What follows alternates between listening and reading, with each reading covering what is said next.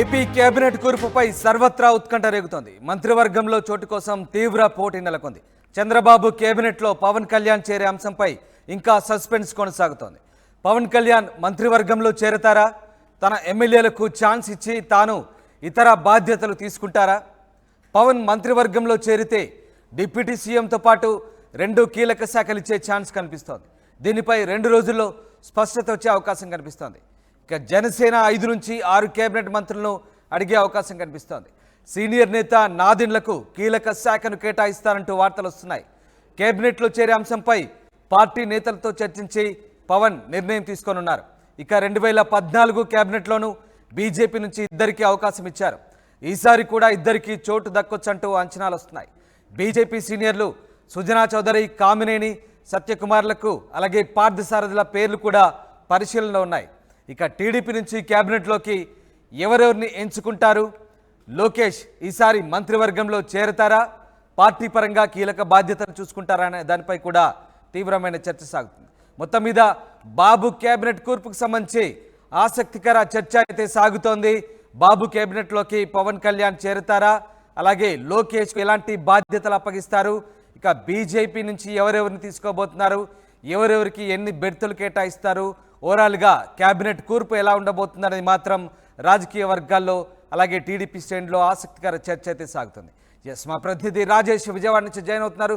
Rajesh, Chandrababu cabinet కూర్పు ఎలా ఉండబోతుంది? దీనికి సంబంధించి ఒక ఆసక్తికర చర్చ అయితే సాగుతోంది. ప్రధానంగా జనసేన, బీజేపీలకు సంబంధించి అలాగే మరి ముఖ్యంగా పవన్ కళ్యాణ్ సంబంధించి ఒక ఇంట్రెస్టింగ్ డిస్కషన్ అయితే జరుగుతుంది. సో ఏం జరగబోతుంది? దీనికి సంబంధించి చంద్రబాబు ఎప్పుడు ఎలాంటి నిర్ణయం తీసుకోబోతున్నారు?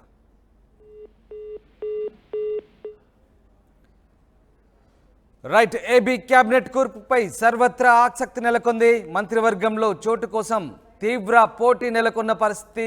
చంద్రబాబు కేబినెట్లో పవన్ కళ్యాణ్ చేరే అంశంపై సస్పెన్స్ కొనసాగుతోంది. పవన్ కళ్యాణ్ మంత్రివర్గంలో చేరతారా లేదా అనే ఒక ఆసక్తికర చర్చ అయితే సాగుతోంది. ఒకవేళ తన ఎమ్మెల్యేలకు ఛాన్స్ ఇచ్చి తాను ఇతర బాధ్యతలు తీసుకుంటారా అనే వాదనలు కూడా వినిపిస్తున్నాయి. పవన్ మంత్రివర్గంలో చేరితే డిప్యూటీ సీఎంతో పాటు 2 కీలక శాఖలు ఇచ్చే ఛాన్స్ ఉన్నట్టుగా వార్తలు, ఊహాగానాలు వెలువెత్తున్నాయి. దీనిపై 2 రోజుల్లో స్పష్టత వచ్చే అవకాశం కూడా ఉంది. ఇటు జనసేన 5 నుంచి 6 కేబినెట్ మంత్రులను అడిగే ఛాన్స్ కనిపిస్తోంది. అందుకు తగ్గట్టుగా తెలుగుదేశం పార్టీ కూడా కేటాయించే అవకాశాలు ఉన్నట్లుగా వార్తలు వస్తున్నాయి. ముఖ్యంగా జనసేన సీనియర్ నేత నాదెండ్లకు కీలక శాఖను కేటాయిస్తారంటూ కూడా వార్తలు వస్తున్నాయి. ఇటు కేబినెట్లో చేరే అంశంపై పార్టీ నేతలతో చర్చించి పవన్ కళ్యాణ్ నిర్ణయం తీసుకోబోతున్నారు. ఎన్ని బెర్తులు అడగాలనే అంశానికి సంబంధించి కూడా పార్టీ అంతర్గత సమావేశంలో పార్టీ నేతలతో చర్చించబోతున్నట్టుగా తెలుస్తోంది. ఇటు 2014 కేబినెట్లో బీజేపీ నుంచి 2కి అవకాశం కల్పించారు. ఈసారి కూడా 2కి చోటు దక్కొచ్చనే అంచనాలు వెలువెత్తున్నాయి.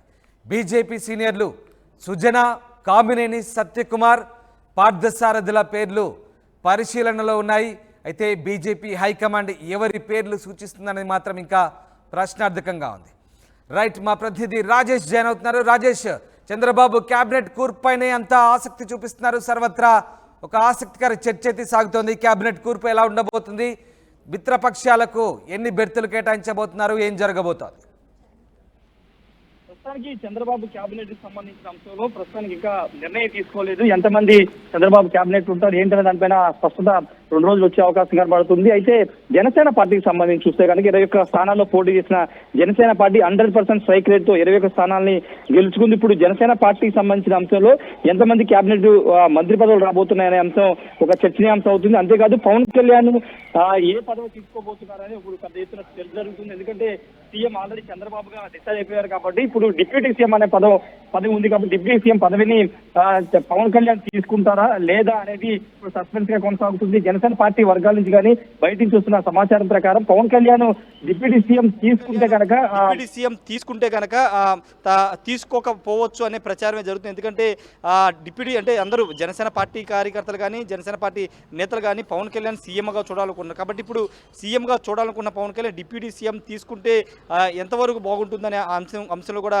చర్చ జరుగుతుంది. దాదాపు 5 నుంచి 6 మంత్రి పదవులు వచ్చే అవకాశం కనబడుతుంది. దాంట్లో అంటే 21 స్థానం ఉన్నప్పటికీ కొంత క్రియాశీలకంగా అదేవిధంగా పొత్తులో కీలకంగా ఉన్నారు కాబట్టి 5 నుంచి 6 మంత్రి పదవులు వచ్చే అవకాశం కూడా చాలా స్పష్టంగా కనబడుతుంది. వాళ్ళ పేర్లు కూడా బయట పెద్ద ఎత్తున ప్రచారం జరుగుతుంది.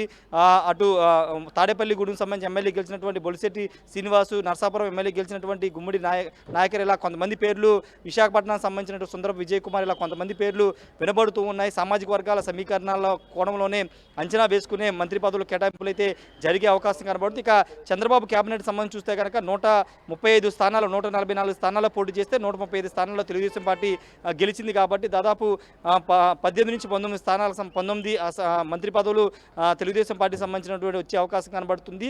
గతంలో కంటే భిన్నంగా ఈసారి యువత వైపు చంద్రబాబు చూస్తున్నారని తెలుస్తుంది. రాయలసీమలో కూడా ఎక్కువ ఈసారి మంత్రి పదవులు కేటాయించే అవకాశం కనబడింది. దాంట్లో ప్రధానంగా చూస్తే కనుక కొత్తగా రాజకీయాల్లోకి వచ్చిన వాళ్ళు, అదేవిధంగా కొంత అక్కడ బలమైన అభ్యర్థులు ఓడించిన వాళ్ళ మీద ఎక్కువ ఫోకస్ ఉండే అవకాశం కనబడుతుంది. కడప నుంచి గెలిచినటువంటి రెడ్డెప్ప మాధవిరెడ్డి కానీ, లేకపోతే సవితమ్మ, ఉమ్మడి అనంతపురం జిల్లా సవితమ్మ, వంగలపూడి అనిత, తంగిరాల సౌమ్య, ఇలా సామాజిక వర్గ సమీకరణాలు, బీసీ, ఎస్సీ, అదేవిధంగా ఇతర సమీకరణాలు చూసుకుని మంత్రి పదవులు కేటాయింపులు అయితే జరిగే అవకాశం కనబడుతుంది. భారతీయ జనతా పార్టీ చూస్తే కనుక పోటీ చేసిన 10 స్థానాల్లో 8 స్థానాల్లో గెలిచింది కాబట్టి ఒక 2 లేదా 3 మంత్రి పదవులు అయితే బీజేపీకి కేటాయించే అవకాశం కనబడుతుంది. వాళ్ళకి సంబంధించినటువంటి లిస్టు ఆ పార్టీ నుంచి రావాల్సి ఉంటుంది. ఎందుకంటే జనసేన బీజేపీ ఎంతమంది కావాలి, ఎవరెవరి పేర్లనే వాళ్ళు నిర్ణయించాల్సి ఉంటుంది కాబట్టి దాని మీద కూడా వాళ్ళు అటు బీజేపీ అదేవిధంగా జనసేన కసరత్తు చేస్తున్నారు. తెలుగుదేశం పార్టీకి సంబంధించినటువంటి అంశాలు ఆల్రెడీ కసరత్తు మొదలుపెట్టారు. ముఖ్యంగా చంద్రబాబు ముఖ్యమంత్రిగా ప్రమాణ స్వీకారం చేసిన తర్వాత క్యాబినెట్కి సంబంధించిన మంత్రి పదవులపైన నిర్ణయం తీసుకునే అవకాశం అయితే కనబడుతుంది. కొత్త అదేవిధంగా పాత అంటే సీనియర్లకి ప్రాధాన్యత ఇస్తూ కొత్తగా ఎన్నికైనటువంటి వారు, కొత్తగా ఎమ్మెల్యేగా ఎన్నికైన వారు, లేకపోతే యంగ్గా ఉన్న వాళ్ళకి ప్రాధాన్యత కల్పించే అవకాశం అయితే చాలా స్పష్టంగా. రాజేష్, ఇక్కడ జనసేన ఇంకా తమ పార్టీ ఇంటర్నల్ మీటింగ్ లో ఒక నిర్ణయం తీసుకునే అవకాశం ఉన్న నేపథ్యంలో మరి జనసేనకు సంబంధించి ఎన్ని సీట్లు కేబినెట్ లో ఎన్ని బెర్తులు కేటాయించే అవకాశం ఉంది? అలాగే బీజేపీకి గతంలో 2 బెర్తులు ఇచ్చారు, ఈసారి ఎన్ని ఇచ్చే అవకాశం ఉంది? ఏం జరగబోతుంది? ఖచ్చితంగా అంటే జనసేన పార్టీ 5 నుంచి 6 మంత్రి పదవులు ఆశించే అవకాశం కనబడుతుంది. అంటే సంఖ్యను బట్టి దాదాపు 26 నుంచి 27 మంత్రి పదవులు అవకాశం ఉంటుంది. 175 మంది ఎమ్మెల్యేలకు సంబంధించిన అంశంలో 26 నుంచి 27 చంద్రబాబుతో కలిపి 27 ఉండే అవకాశం ఉంది. కాబట్టి దానికి అనుగుణంగానే మంత్రి పదవులు కేటాయింపు అనేది జరిగే అవకాశం ఉంది. ఎందుకంటే సీట్లకు సంబంధించి దాదాపు టీడీపీ 135 స్థానాల్లో గెలిచింది, జనసేన 20 స్థానాలు గెలిచింది. కాబట్టి ఒకవేళ జనసేన పోటీ చేసే అంశంలో వెనక్కి తగ్గింది, సీట్ల విషయంలో కాంప్రమైజ్ అయింది. కాబట్టి ఇక్కడ మంత్రి పదవుల విషయంలో కొంచెం ఎక్కువ ప్రాధాన్యత కలిగించే అవకాశం ఎక్కువగా కనబడుతుంది. ఎందుకంటే జనరల్గా 21 స్థానాలు వస్తే 4 మంత్రి పదవులు ఇచ్చే అవకాశం ఉంటుంది. కానీ ఇప్పుడు పవన్ కళ్యాణ్ పోటీ చేసే స్థానాలను 25 స్థానాలు 21 తగ్గించుకున్నారు. అంతేకాదు ఎంపీ స్థానాలు కూడా తగ్గించుకుని అక్కడ పొత్తుల్ని అడ్జస్ట్మెంట్లో పవన్ కళ్యాణ్ తగ్గారు. కాబట్టి ఇప్పుడు ఇక్కడ క్యాబినెట్లో ఆయనకి ప్రాధాన్యత కల్పిస్తూ ఎక్కువ మంత్రి పదవులు ఇచ్చే అవకాశం కనబడుతుంది. ఎందుకంటే 5 నుంచి 6 మంత్రి పదవులు ఇచ్చే అవకాశం అయితే చాలా స్పష్టంగా కనబడుతుంది. ఇక్కడ పవన్ కళ్యాణ్ మంత్రి పదవి తీసుకుంటారా, అదే డిప్యూటీ సీఎం పదవి తీసుకుంటారా, లేదా తీసుకుంటే కనుక డిప్యూటీ సీఎంతో పాటు ఇంకొక 2 కీలకమైన శాఖలు కూడా తీసుకునే అవకాశం అయితే కనబడుతుంది. ఇంకొక ముఖ్యమైన విషయం ఏంటంటే హోంశాఖ కావాలని చాలా మంది పట్టుబడుతున్నారు. అటు అచ్చెన్నాయుడు కానీ అయ్యన్న పాత్రుడు కానీ చాలా వేదికల మీద మాట్లాడారు. హోంశాఖ తనకి ఇవ్వాలి అని వైసీపీ చేసిన అరాచకాలకు సంబంధించిన అంశంలో హోంశాఖ ఇస్తే దానికి సంబంధించిన విధంగా ముందుకు వెళ్తామని చాలా బహిరంగ సభల్లో చెప్పిన నేపథ్యంలో హోంశాఖ ఎవరికి ఇస్తారని ఒక ఆసక్తి కూడా నెలకొంది. కీలకమైన శాఖలు కొంతమంది సీనియర్లకు ఇచ్చే అవకాశం కనబడుతుంది. అటు ఆర్థిక శాఖ కానీ, పంచాయతీరాజు, ఐటీ, ఇండస్ట్రీస్, అదేవిధంగా హోంశాఖ, ఈ 4 శాఖల మీద ఎక్కువ ఫోకస్ ఉండే అవకాశం ఉంది. కాబట్టి కీలకంగా ఉండే అవకాశం ఉంది. గవర్నెన్స్లో ఈ శాఖలు కీలకంగా ఉండే అవకాశం ఉంది. కాబట్టి ఆ శాఖల్లో కొత్త వాళ్ళకే ప్రాధాన్యత ఇచ్చే, పాత వాళ్ళకి సీనియర్కే ప్రాధాన్యత ఇచ్చే అవకాశం చాలా స్పష్టంగా కనబడుతుంది. మిగతా శాఖల మీద అటు సామాజిక సమీకరణాల కోణంలో మిగతా శాఖల్ని కేటాయింపులు చేసే అవకాశం అయితే కనబడుతుంది. ఏదేమైనప్పటికీ కొంత ఈ ఎన్డీఏ కూటమి హడావిడి, అదేవిధంగా ఈ హడావుళ్ళు ఉన్నారు. కాబట్టి ఇదంతా కొంత క్లియర్ అయిన తర్వాత పూర్తి స్థాయిలో కేబినెట్ కూర్పు మీద నిర్ణయం తీసుకునే అవకాశం కనబడుతుంది. ఒకవైపు రాజేష్, అలాగే ముఖ్యంగా ఇప్పుడున్న సంఖ్యాబలం ఆధారంగా ఎలాంటి ఫార్ములాని పాటించబోతున్నారు? మంత్రివర్గ కూర్పుకు సంబంధించి ఎన్ని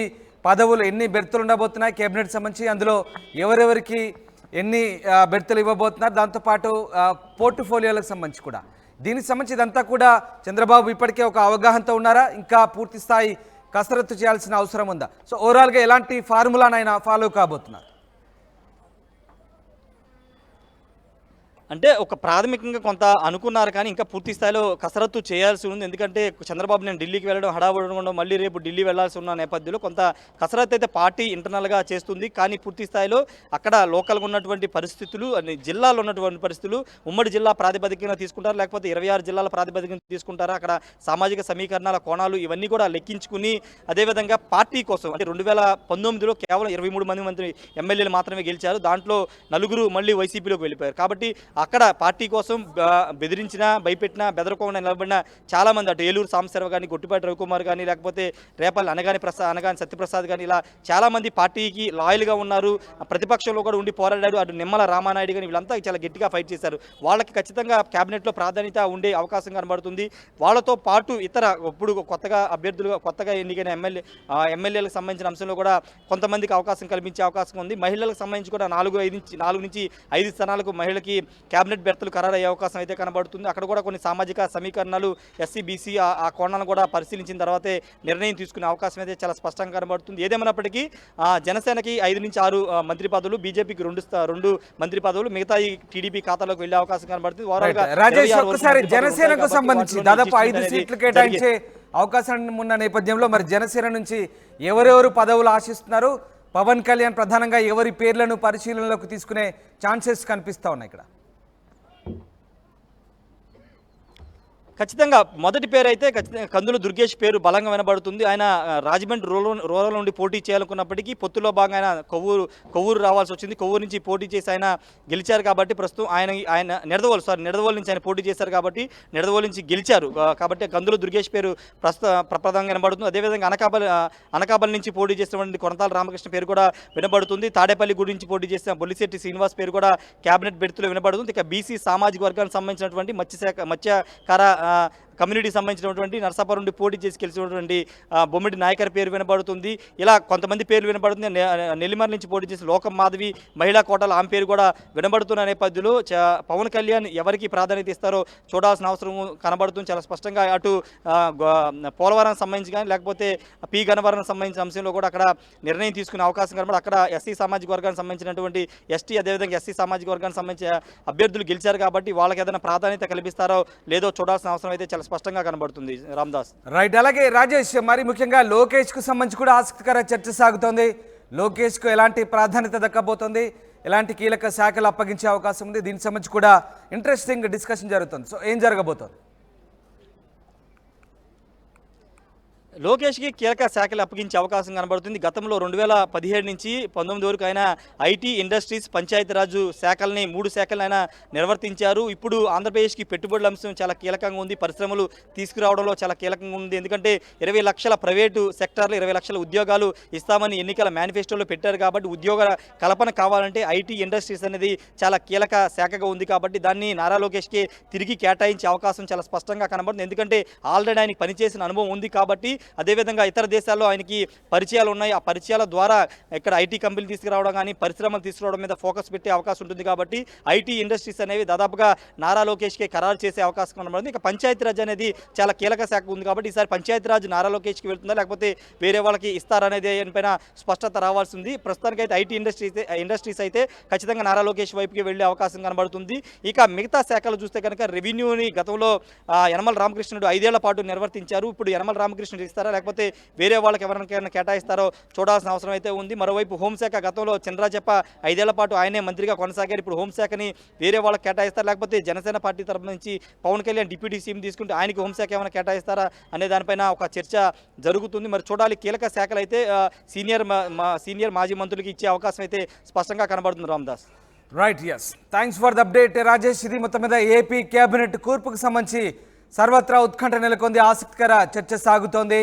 చంద్రబాబు క్యాబినెట్లోకి పవన్ కళ్యాణ్ చేరతారా లేదా అనే చర్చ అయితే సాగుతోంది. తన ఎమ్మెల్యేలకు ఛాన్స్ ఇచ్చి తాను ఇతర బాధ్యతలు తీసుకుంటారా, ఏం జరగబోతుంది అనేది ప్రస్తుతం ఉత్కంఠ రేగుతుంది. పవన్ మంత్రివర్గంలో చేరితే డిప్యూటీ సీఎంతో పాటు 2 కీలక శాఖలు ఇచ్చే ఛాన్స్ ఉన్నట్లుగా వార్తలు వస్తున్నాయి. దీనిపై 2 రోజుల్లో స్పష్టత వచ్చే అవకాశం ఉంది. జనసేన 5 నుంచి 6 క్యాబినెట్ మంత్రులను అడిగే ఛాన్స్ కనిపిస్తోంది. ఇక సీనియర్ నేత నాదెండ్లకు కూడా కీలక శాఖను కేటాయిస్తారంటూ వార్తలు వస్తున్నాయి. ఇటు క్యాబినెట్లో చేరే అంశంపై పార్టీ నేతలతో చర్చించి పవన్ కళ్యాణ్ ఓ నిర్ణయం తీసుకునే అవకాశం ఉంది. ఇటు బీజేపీ నుంచి కూడా ఇద్దరికి అవకాశం కల్పించబోతున్నట్టుగా తెలుస్తోంది. 2014 కేబినెట్ మాదిరిగానే ఈసారి కూడా ఇద్దరికి చోటు దక్కొచ్చంటూ అంచనాలు వస్తున్నాయి. సీనియర్లు సుజనా, కామినేని సత్యకుమార్, పార్థసారథిల పేర్లు పరిశీలనలో ఉన్నాయి. దీనికి సంబంధించి బీజేపీ అధిష్టానంతో అటు ఢిల్లీలో చర్చలు జరిపిన తర్వాత ఆ పార్టీ అధిష్టానం ఇచ్చే పేర్ల ఆధారంగా క్యాబినెట్లోకి తీసుకోబోతున్నారు. ఇక టీడీపీ క్యాబినెట్లోకి ఎవరెవరిని ఎంచుకుంటారని ఒక ఇంట్రెస్టింగ్ డిస్కషన్ అయితే సాగుతోంది. మరి ముఖ్యంగా లోకేష్కు సంబంధించి సరైన మంత్రివర్గంలో చేరతారా లేదా పార్టీ పరంగా కీలక బాధ్యతలు చూసుకుంటారనే దానిపై కూడా ఆసక్తికర చర్చ అయితే సాగుతోంది.